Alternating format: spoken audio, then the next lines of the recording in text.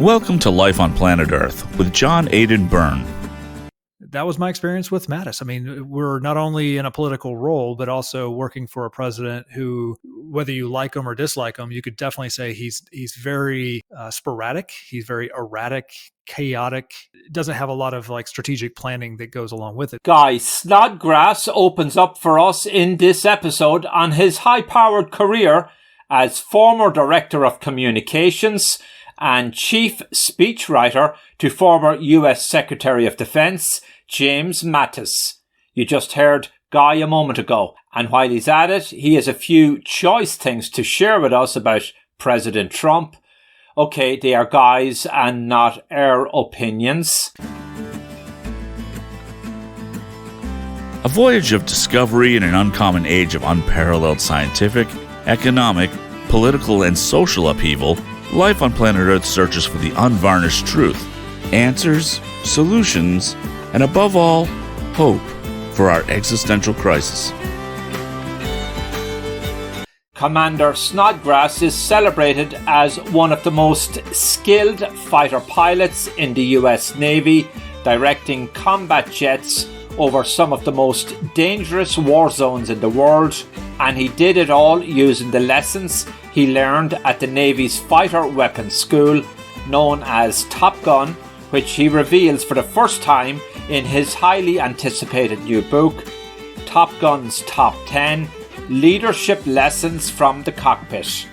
It's all in my interview with Guy Snodgrass coming up. I'm your host, John Aidan Byrne. With Top Gun's Top 10, this is actually just a fun book, some really great storytelling, some experiences in the plane that were just fascinating, and also times where I failed miserably. But what did I learn from that experience? What leadership lesson could I pull from it? And how can that be of use to people, men and women from completely different backgrounds? I mean, it's not even just applicable to people serving in the military. It's applicable to pretty much everybody. I asked what kind of family she wanted. She said, a family like yours. Learn more about adopting a teen at adoptuskids.org. You can't imagine the reward. Brought to you by the U.S. Department of Health and Human Services, Adopt U.S. Kids, and the Ad Council. Well, look, it's just grand to welcome you back to my show, Life on Planet Earth, Hope for Our Existential Crisis. And that just might be an operative way to put my interview with former US Commander Guy Snodgrass in context. He was the former Director of Communications and Chief Speechwriter to US Secretary of Defense James Mattis. Guy lived through historic moments at the Pentagon and had a bird's eye view of President Donald Trump.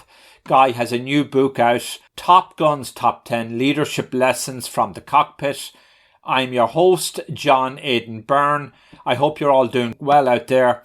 You can listen to this episode later on our YouTube channel, Life on Planet Earth. I first asked Guy Snodgrass, what was it like to work for a major figure like former Secretary of Defense James Mattis? It was fascinating because I had spent my entire career as a U.S. Navy fighter pilot. I had served as a Top Gun instructor. So as we say in the military, I was a very tactical operator. I was used to flying in combat over Iraq, etc. And now you get pulled out of what is a very difficult and tough job, but it's also a very honorable, ethical job. And I get kind of tossed into a very political position in the Pentagon. And that was my experience with Mattis. I mean, we're not only in a political role, but also working for a president who, whether you like him or dislike him, you could definitely say he's very sporadic. He's very erratic, chaotic. Doesn't have a lot of strategic planning that goes along with it. So it was, you're watching someone who is widely respected, meaning Secretary Jim Mattis, and how he has to respond to a very challenging, critical period of time. So he suddenly resigned, and then you were out of a job, literally. How did you react to that? Were you surprised? I was not surprised. In fact, in my first book, I share the story about, his departure was actually coordinated about 6 months in advance. He had shared with a longtime friend of his, General John Kelly, who at the time was the chief of staff at the White House for President Trump, that he knew he needed to leave the administration. He'd lost his ability to be compelling, to help guide President Trump on national security and military affairs. So he knew he needed to leave, and he'd always planned sometime in the winter of 2018 to do so. The problem was simply that, or I guess his benefit is that he wanted to be able to leave kind of with a bang. And, the joke being that, especially with President Trump, you give it a week and there's going to be a new crisis. And so that's what happened with the unnoticed or no notice withdrawal from Syria. And so Secretary Mattis used that as his opportunity to say, you know what, that's a bridge too far and I'm going to leave because you're abandoning our allies. We said we wouldn't do that. And so but my moral convictions compel me to leave. What was it like to work with Mattis? I guess the way I would describe Mattis is I think he is a fantastic leader. He's very deliberate. He's very consistent. He is clear and unequivocal with the strategic direction he wants to achieve. And not only that, but he's also very diligent. He's a hard worker, and he expects everyone on his team to work as hard and frankly more harder than he is. So, you just are surrounded by people who are very, very good. They're at the top of their game. Conversely, he's a terrible boss. So, that's one of those things that I was surprised by. I came to Mattis's tent. I rallied to his flag, as you'd say, because of the fact that he had this just sterling reputation. And I knew that this would be an amazing opportunity and experience to see how the U.S. government operates, how the U.S. military operates on the global stage, and then take those lessons and go forward in my career. And as you noted, it's kind of jarring when the rug gets yanked out from underneath you and suddenly the waters have changed measurably. Mattis, like all military leadership, struck me and strikes me still as a very intense individual, very capable, a very take charge sort of guy. Had he a sense of humor? How was he like off campus? The reality is he's rarely off campus. He is, he has this reputation here in the States of being a warrior monk, right? So he was a 4 decades Marine leader. Rose to the rank of 4-star general. So he came to the pinnacle of the military, but at the same time, he never married. He would largely keep to himself, stay at home and read, reflect, work, etc. So, he's not an individual who is all focused at work and then goes home and goes out to party or hit the dance floor. He just isn't that kind of guy. But the thing that was very commendable about that was, he realized he had this opportunity after having served for 4 decades in Marines to once again have a substantial influence on the men and women who serve in the U.S. military. And he always saw that not only as an opportunity to position the military for success, but also to represent the ideals that others should strive to follow and to mimic. And so I think he just was very focused. One thing that has surprised a lot of journalists that I've spoken with since my time with Mattis is I think in their mind, they believe that like any human being, because you worked for President Trump, you were just so frustrated, you would vent your frustrations, you would throw things, be excitable.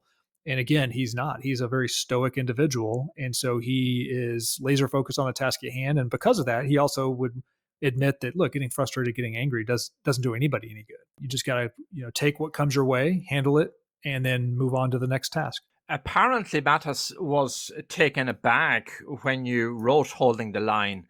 Did he communicate to you his displeasure? Yes and no. He again, now you're getting into less the military and the ethical stuff, and you're getting more into just simply politics.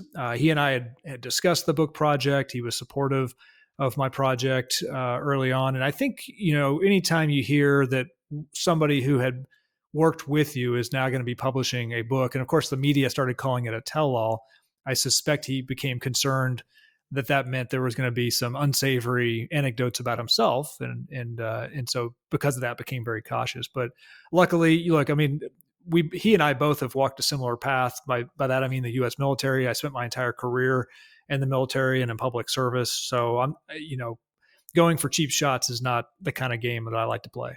You are celebrated as one of the most skilled fighter pilots in the U.S. Navy. So by that account, you are well equipped to write on the topic of military and aviation and to give your opinions on the top 10 leadership lessons as outlined in your latest tome. So you honed your skills at the US Navy Fighter Weapons School, that's known as Top Gun, to those in the know, which you talk about in Top Gun's Top 10. This was celebrated in the blockbuster Top Gun movie starring Tom Cruise. Tom Cruise. So just walk us through all that, what, about how you got to writing the book, what inspired you. Sure. So when I had senior positions within the U.S. military, one of the things I told those junior to me was, I'd always enjoyed studying other people. I'd always enjoyed reading books, biographies from senior leaders. And when you do all those things and over time, you basically form a tapestry in your mind. You say, you know what, like when I walk in a room and you say that person right there, because of how people respond to them, their success in their career, they're obviously at the top of their game. So what are the attributes? What are the characteristics that those people seem to imbue and embody that make them so successful? And as I compiled my list, as I shortened it down and I reflected, I said, most of these lessons I learned as a Top Gun instructor. So the inspiration to write the book was simple. One, Top Gun is a widely recognized institution where men and women go to try to achieve their full potential. They work tirelessly to do so. And so you combine that with the fact that, like you mentioned, the 1986 original movie, and then here next year, we've got the subsequent sequel movie coming out. There's just going to be a lot of natural interest. And it's a way to get younger men and women to focus on these type of leadership attributes, things that can make a very big difference in your life and in your career. During your time as a Top Gun instructor, you trained the top 1% of the American fighter pilots. That's quite a feat. You must have met some highly motivated Americans and patriots. Well, I did. I worked alongside some of the best men and women that America has to offer from the fighter pilot community. Also had a chance to do the same overseas. I worked with a lot of Australians, Brits, Japanese, Jordanians. So that's what was so fantastic about that career was that, you're only limited by your perspective and what you've been exposed to. And so in this case, having had an opportunity to work with other fighter pilots around the globe gives you a really good insight into what some of the best practices are, not just in the U.S. military, but what other nations can help continue to teach us. The worst place you can ever be is to believe that you're as best or you're as good as you'll ever be and you'll never get better. So you just stop learning. I think you've always got to keep your radar scanning, if you will, to look for what the opportunities and the ways to continue to make your organization, yourself, your community as best as possible. Now, Guy, your book is just coming out now, the Top 10 Leadership Lessons. I won't ask you to go through each one individually and at length, but they're a very interesting collection. Focus on talent, passion, and personality is number one on the list. Then you go through nothing worthwhile is ever easy. Stay calm under pressure. The one that caught my attention was do the right thing even when no one is looking. Can you tell us about that? You bet. So this is a lesson I actually learned just a few years before I became a Top Gun instructor. I was a junior pilot, a Navy lieutenant, flying the F/A-18 Hornet, and we were on a combat deployment. So we're on board an aircraft carrier, and we're on our way over to the Gulf and to basically take part in Operation Iraqi Freedom. And unfortunately, there's a moment in time I'm airborne in my aircraft waiting to land, and they keep delaying the landing. And of course, you're in the middle of the ocean. There's no alternate runway where you can just land and grab gas. So soon we have to start sending airplanes to get airborne refueling, and people are getting a little concerned. Why the delay? Why is it taking so long to land? Well, once I finally land my aircraft on board the aircraft carrier, I get back to the place we all congregate called the ready room. I asked a friend of mine, I said, well, what happened? Why the delay? And he said, well, yeah, it's tragic. The sailor was killed on the hangar bay. And that's the kind of the mid-level of the ship where you do aircraft maintenance. And come to find out, a routine action that sailors perform is to use these very heavy chains. You connect them to the airplane, you connect them to the deck, to the ground, if you will, the metal deck, and you ratchet them very tight. And that basically makes sure that the plane is not going to move an inch, because the carrier, of course, is on the ocean.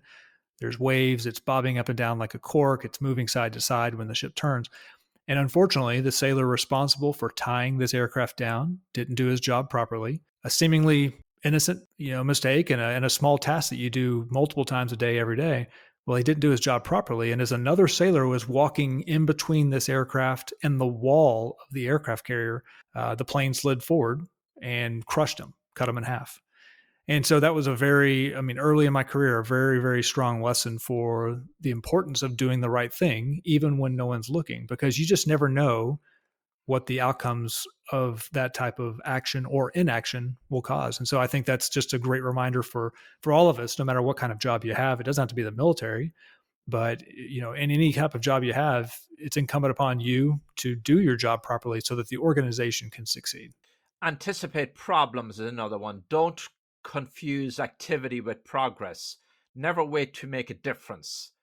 Always have a wingman. Put the bottom line up front. And number 10, don't wait to make a friend until you need one. Of course, if you're in Washington, they say, if you want a friend, buy a dog. But tell us about number 10. Sure. Well, don't wait to make a friend until you need one is largely informed by the fact that whether it was at Top Gun, throughout the entirety of my career, we've all been faced with a coworker who never says hi to you, never wants to be friendly. And then suddenly when they need something, they come running up with this false grin and they're like, hey, John, great to see you. I really could use your help. Could you do this for me? And you think to yourself inside your head, you're just like, seriously, now you're being nice, but you're only being nice because you want something. It's very transactional. So what I'm saying in this chapter is the importance of always being comfortable, stepping outside of your comfort zone, make the time to just be a good person, right? Introduce yourself to others, get to know the people in your organization and your company, in your community, because the first time you introduce yourself to someone, it shouldn't be the time that you're asking for something. Conversely, what you find is that if you are that type of individual who extends a welcoming hand, if you make friends along the way, then down the road, when you do ask for support or for help, those individuals you've gotten to know will be more than happy to support you. And so I think it's just a mindset of basically don't be transactional with how you approach those around you. Instead, seek to make lifelong friendships, get to know people early and often.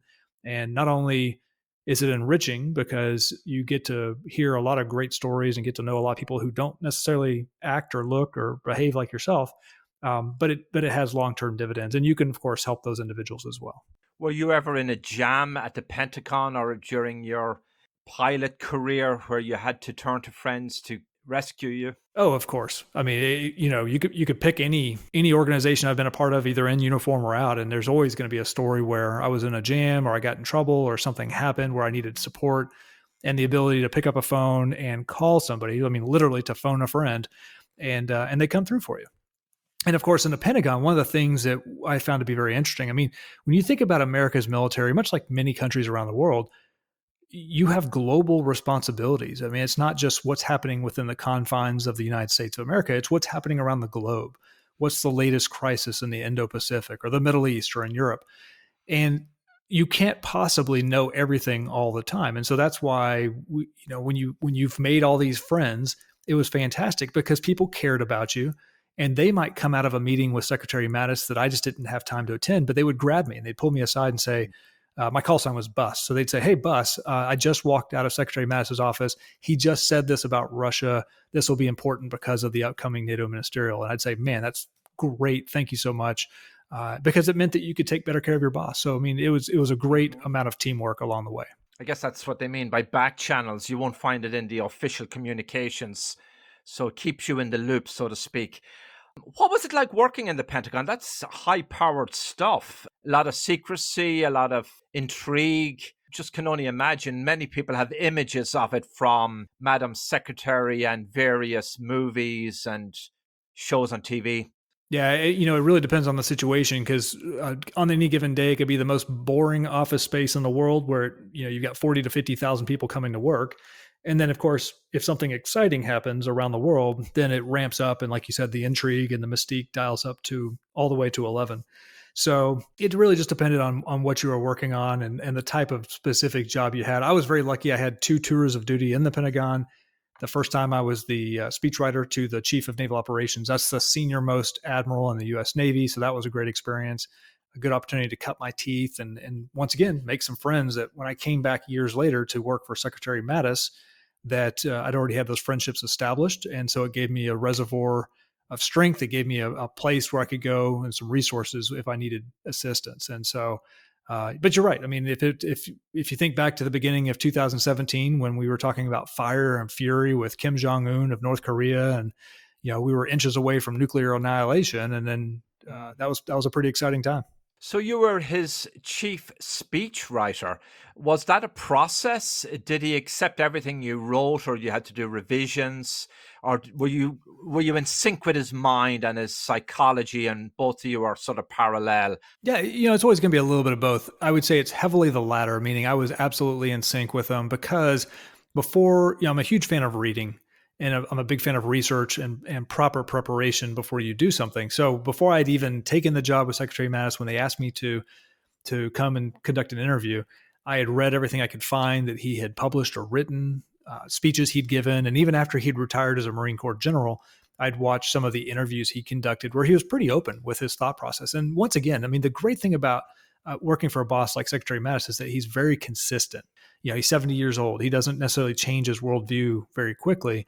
And so once you dialed in, once you knew how he saw the world, and I'd walked a mile in his shoes as a fellow naval officer, it became very easy once you learned, as we call it, his voice. So once I learned his voice, it was very easy to write for him. But that didn't mean that, maybe 90% of the time I would give him a speech and he would use it almost verbatim. There were other times, if it was a big speech or if it was something that he was personally engaged with, that he might put a lot of pen and ink changes and hand it back. And we would get into a process where you would basically iterate. He'd make some changes. I'd add my own back into it as well. And then we'd just kind of come to a consensus and that's what became his, delivery to Congress or his speech overseas. Were you ever in the room when he was on the phone to the president? Oh, sure. They were having these heavy conversations. Yes, absolutely. I mean, sometimes heavy conversations, sometimes they're a little bit more lighthearted. I mean, you're watching, as we'd say here in the States, you're watching the sausage get made, because here's the president of the United States calling over to ask, his friend Jim, his Secretary of Defense, to do something. And so, it was once again, it was great perspective to see how leaders operate at one of the largest stages or one of the highest levels here inside the United States. So it was great just to watch that process play out. You were a witness, an eyewitness to history. Oh, of course. Remember a book written by Anonymous? Stay tuned. We'll be back right after this break. No word in the English language is less convincing than probably. Are you sure we should get matching tattoos on our first date? Sure. We'll probably stay together. Probably? It's been 23 minutes since I ate. I can probably swim. You should wait 30 minutes. Okay, now tell me what to do. Cannonball! Cramp! Oh, I have a cramp. I can probably hit the green from here. Probably. Can I get a mulligan? Ready to go? Hey, are you sure you're okay to drive? Yeah, I'm pretty sober. Yeah, I'm probably okay. Probably okay isn't okay, especially when it comes to drinking and driving. If you're drinking, call a cab, a car, or a friend. Buzzed driving is drunk driving. A message brought to you by NHTSA and the Ad Council. Going to take a little step back. After you released Holding the Line, there was a controversial op-ed and a book published by Anonymous, highly critical of President Trump. And many people in media and elsewhere said it was you, but you firmly denied that. Yeah, I sure did. And I think I think the easiest, so I guess the reason why they kind of pointed the finger at me, there was a professor who studies linguistics and studies politics and said, wow, if you look at Anonymous, the book that Anonymous was credited with writing called A Warning, and you compare it to my book, Holding the Line, that there's a lot of similarities in the writing style.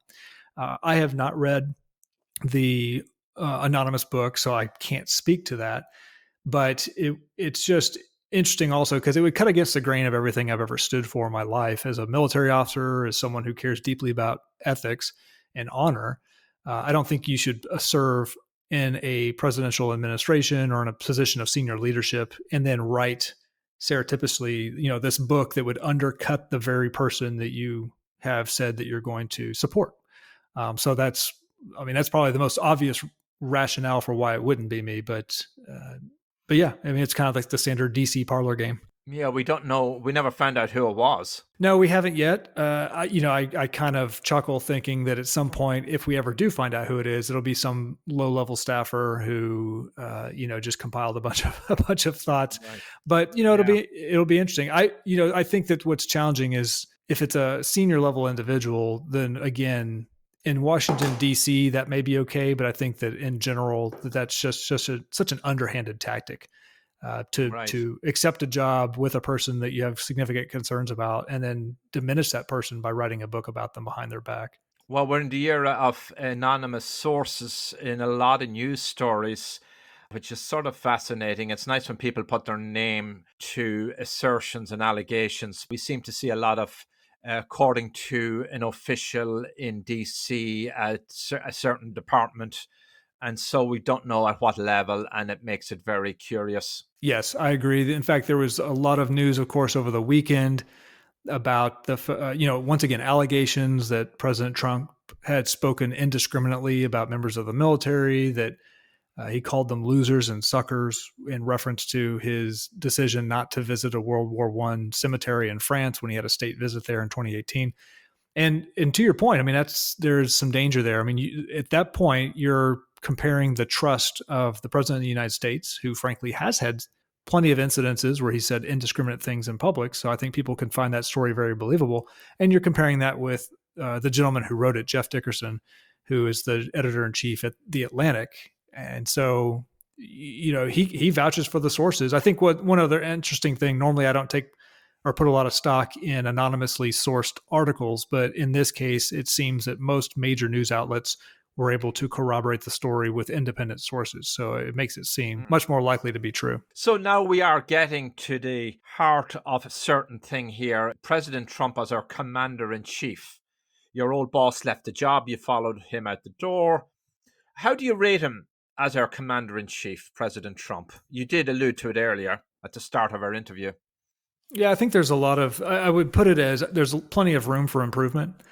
When you think about your role as the commander in chief and as president of the United States, you represent America abroad. I think that has been a challenge over the past few years. So there are areas where America and the president himself could be more consistent for our allies and partners, could work in greater cooperation with members of NATO and others around the world for what's not only in America's best interest, but in the best interests of diplomacy and democracy. But then also when you think about domestically, there's, I think because of his position in business and through negotiations, falsehoods, putting information out there that's inaccurate or deliberately misleading people. In fact, I was fairly disappointed to see over the past few weeks as President Trump has it not only called into question the electoral system in the United States, but he's also encouraged his followers to vote twice, to send a mail-in ballot in and then also show up at the polls to vote in person, which is a felony. So, that's not something that a good leader does. You don't directly encourage those who you lead to conduct actions that are illegal or immoral or call into question America's standing in the world. And I think that's an area where there's plenty of growth opportunity. Same thing with what I describe in my first book, which is that, a lot of the questions I get are, what's President Trump really like behind the scenes? Is he completely different? And it's like, no, what you see in public is very much like what he's like behind the scenes. So he jumps from topic to topic. He can sometimes be difficult to follow. And because of that, and because of the fact that he likes to use Twitter as a resource to communicate with the public, but also to announce big decisions, he doesn't share that with his cabinet officials ahead of time. And so that would be another area where I would say, look, if you do get a second term as America's president, hanging up your cell phone and then working better with the men and women who you've brought into your team to accomplish your agenda would be in your best interest. Of course, many would argue that Washington, D.C. needs a disruptor to change the system and make reforms. Many would argue the world in America is in a much better place, much safer world under Trump. ISIS is defeated. He has reduced U.S. contributions to the NATO budget, well, with his prompting, of course, increased spending on the military. Before COVID-19, we had a roaring economy. that's not such a bad record. Right. And so I think that's, you kind of made my point for me, which is you do have a lot of the elements of your record that a significant number of Americans appreciate. So why inadvertently undercut that record of success by doing these indiscriminate actions? And I think that, a lot of times if you study leadership, you would count that as a lack of discipline, as not having a strategic end goal in mind, and not having the awareness that you serve as a representative for your nation. You serve as a representative for, Americans from all walk of life, saying, this is what I want my sons or daughters to look up at the President of the United States and be like that when they grow up. So, I think it's a false choice to say, well, if you want these positive things, you have to go with a flawed individual or someone who's not willing to rise to the challenge. I think you can have both. And I think that if he's elected to a second term, President Trump could easily do some of these things. It's just making the conscious decision to do that.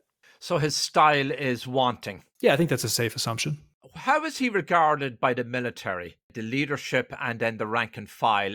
I mean, he's sort of known as a law and order president. His statements during the street rioting across America, it was very clear that he was pro-police. So you would assume he has the respect of all the police force, or a good percentage of the police force. How does that shake out in military circles? Sure. And I think one interesting thing, whether it's, your police typically are drawn from your own community. So there's probably more similarities with how their worldview looks than members of the military. If you think about the fact, and that's one of the great things I enjoyed about the military, it's a melting pot. You've got men and women from every state in the United States, territories, even some overseas individuals who serve in the U.S. military. And so there's a wide diversity of opinion and background and experience. You have, Republicans and Democrats who are serving. So I think that my gut tells me that the president probably is a little bit right on this when he says that he has more support by the rank and file than he does by some of the more senior leaders. But I think part of that is because the military is a professional organization in the truest sense of the word, heavily founded on the belief in the rule of law, on doing what's legally and ethically the correct course of action.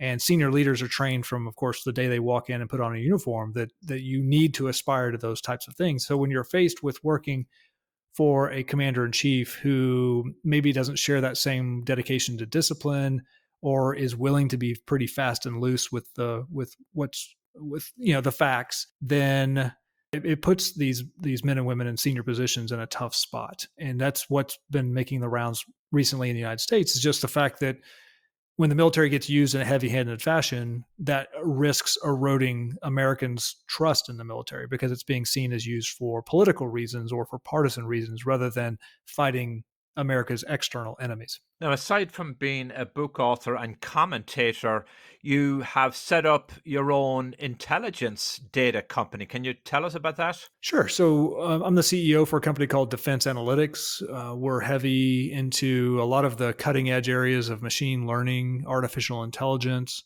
And as you watch the trend lines across the globe, that's where everyone's heading. When I was a graduate student at MIT back in the 1998 to 2000 timeframe, that, the big topic then was what they called big data.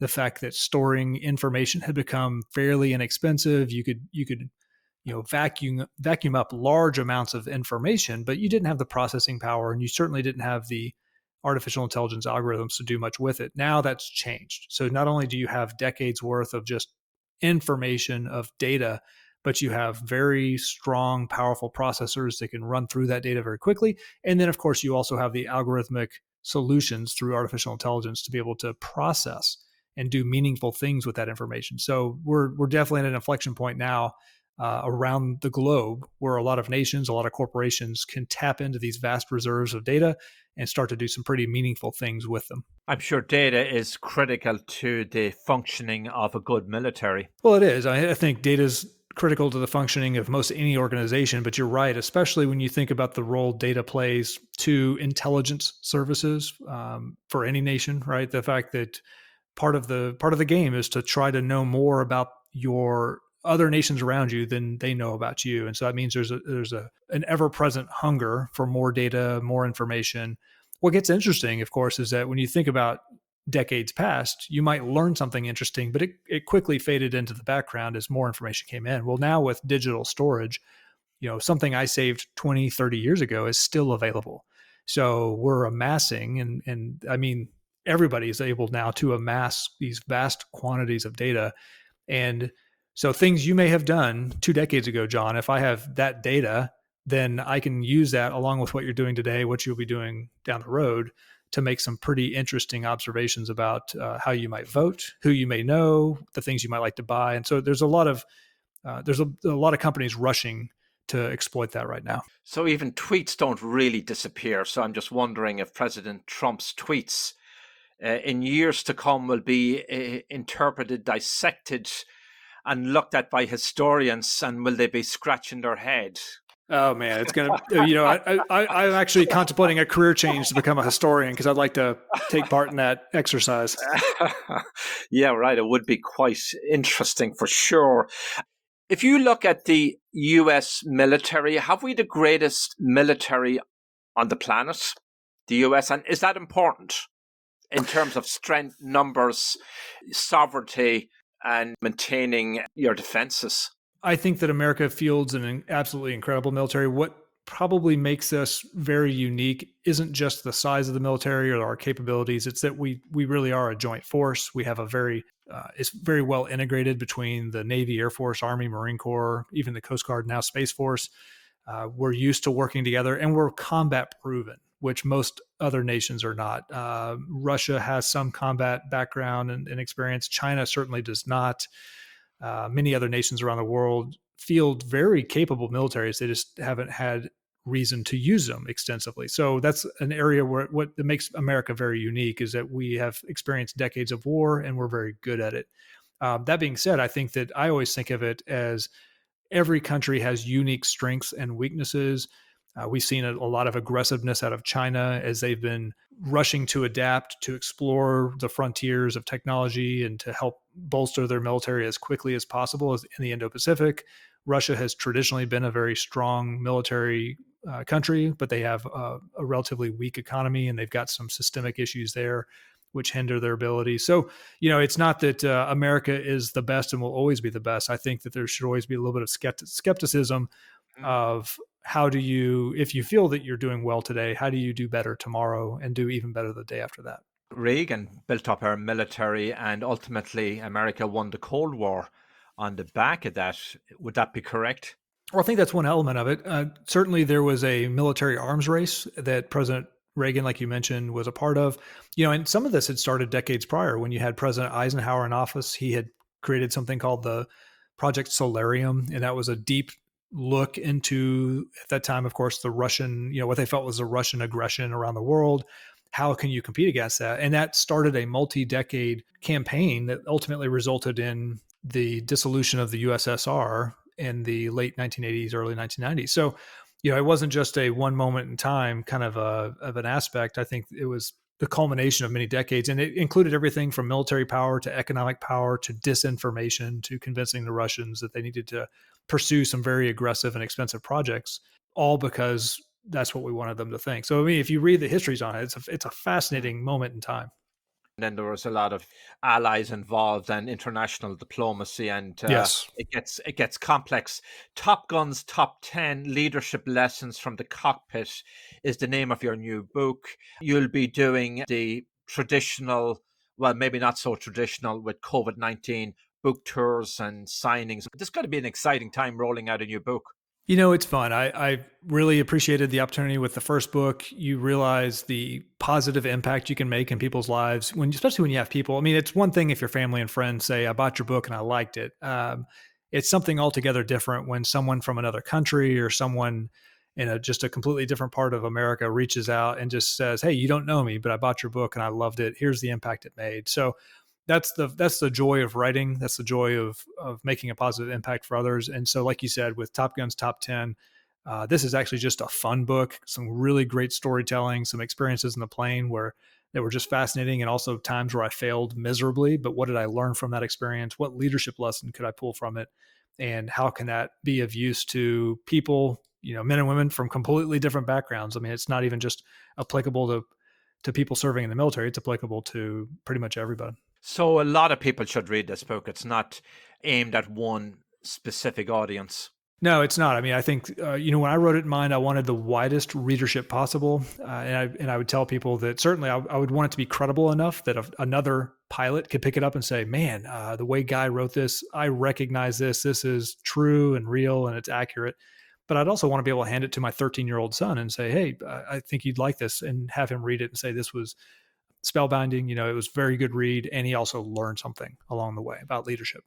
Guy, is there any one thing the general public don't know about you and you can share with us here? Man, I'm such an open book. We've got an amazing Bernedoodle. So we got this great dog. That's probably something you don't know about me, but I've had a great chance to, with the first book, with this book, with working with Secretary Mattis, like he said, doing TV commentating. I don't know that there's any one great story that people don't know about me, but yeah, I mean, I've really enjoyed the conversation. Really would encourage your listeners to check the book out, consider grabbing a copy, because I think they'll really enjoy it. Guy, a great bit of work. It was fascinating talking to you, and I hope we catch up again for your next book. I'm sure there's another one coming at some point when you take a little rest after this one. You bet. Thanks, John. Thanks for your time. You've been listening to Life on Planet Earth with John Aidan Byrne. To reach the host or learn about advertising or sponsorship opportunities, call 973-664-9460 in the U.S. or email burndesk@gmail.com. That's 973-664-9460 in the U.S. or email burndesk@gmail.com. 973-664-9460 in the U.S. or email burndesk@gmail.com.